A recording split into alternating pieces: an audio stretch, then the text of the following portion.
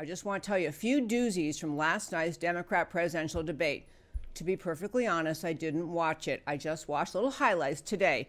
But I'm going to start by saying that this debate is occurring in a context where America's economy is about as strong as it has been in decades. We have fabulously low unemployment rates. We have renewed trade deals that are preferable, or at least favorable and fair to America. We have a president beginning the steps of securing our border, so we're going to have a stable workforce based on people who have a legal right to be here. Economic numbers in all sorts of ways are great. And so the Democrats are trying to paint this as a horrible time in America, a horrible time for families who should be outraged and jump into all of their big government economic controls that they have in mind. So against that backdrop, I'm going to play just a few quick clips from last night. This one, there is one that is the winner I'm going to save until the end. But I first want to play Tom Steyer, who is a B billionaire, B as in boy billionaire, had this little clip to say about the income gap being unfair, what he would do about it. So if we have Tom Steyer ready to roll. Senator Sanders is right. There have been 40 years where corporations have bought this government, and those 40 years have meant a 40-year attack on the rights of working people and specifically on organized labor. And the results are as shameful as Senator Sanders says, both in terms of assets and in terms of income. It's absolutely wrong. It's absolutely undemocratic and unfair. I was one of the first people on this stage to propose a wealth tax. I would undo every Republican tax cut for rich people and major corporations. So that was Mr. Tom Steyer, the B billionaire. He's also one of the extreme environmentalist guys way down the path with the New Deal. The other clip I wanted to play to start off our discussion today was from Bernie Sanders, who, by the way, many of the kind of commentators after the debate said that pretty much Elizabeth Warren is viewed to have won. She is apparently the first, she's polling the highest right now, and that Bernie Sanders was actually second. So Bernie and Warren in a debate about who's going to become the presidential candidate. I think Biden's going to get forced out, in my opinion. But in any case, I want to have, if you could, Matt, the very wonderful producer, play a clip with Bernie Sanders and his views on income inequality. When you have 500,000 Americans sleeping out on the street today, when you have 87 million people uninsured or underinsured, when you got hundreds of thousands of kids who cannot afford to go to college and millions struggling with the oppressive burden of student debt, and then you also have 3 people owning more wealth than the bottom half of American society, that is a moral and economic outrage. And the truth is, we cannot afford to continue this level of income and wealth inequality, and we cannot afford a billionaire class whose greed and corruption has been at war with the working families of this country for 45 years.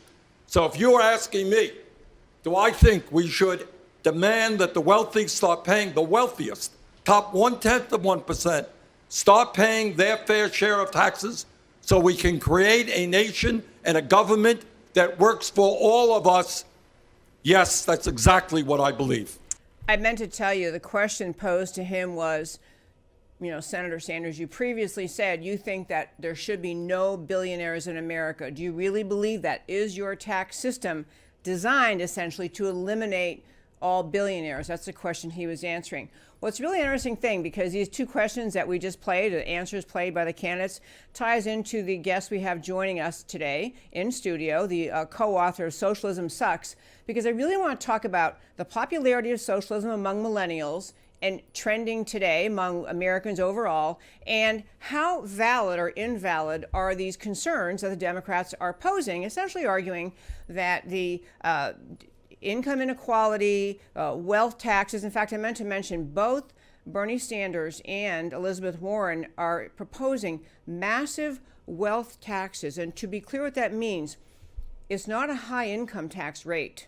It is about the idea, if you have your overall family wealth is above some level, it's basically if you have more than this much money, send it in. They have different formulas about it and different ideas about it. But the basic premise is you should be able to tax wealth. So, my friends, an economy flying high, unemployment low, more and more people confident that they're going to find a job when they finish college, their kids are going to find a job when they finish college, that we have a country where jobs are coming back here. Among the main messages out of the out-of-tune American Democrat Party is somehow America is grotesquely unfair. And I told you I was saving the best clip for last. I can't resist playing this, though. This is Cory Booker asked about impeachment. Please, if you can just play Matt the Wonderful, Cory Booker's answer on impeachment. You have said that President Trump's, quote, moral vandalism disqualifies him from being president. Can you be fair in an impeachment trial? Please respond. So, first of all, we must be fair. We are talking about ongoing proceedings to remove a sitting president for office. This has got to be about patriotism and not partisanship. Look, I share the same sense of urgency of everybody on this stage. I understand the outrage that we all feel, but we have to conduct this process in a way that is honorable, that brings our country together, doesn't rip us apart. Okay, here's my last point in today's First Five. That is an insane answer. Insane. He's saying we're going to conduct impeachment in a way that brings the country together when Donald Trump voters are above 90% still in support of him. There's only two explanations. Either he gives an answer like that because he's trying to persuade the American people that plant the seed, everybody's on board, impeachment's going to happen, let's get rid of him, or he lives in a Democrat bubble in Washington and he actually has no idea that millions of Americans are outraged at the idea of impeaching this president over zip, zero, nada, nothing. A story we'll get back to later today. But that, my friends, is today's First Five.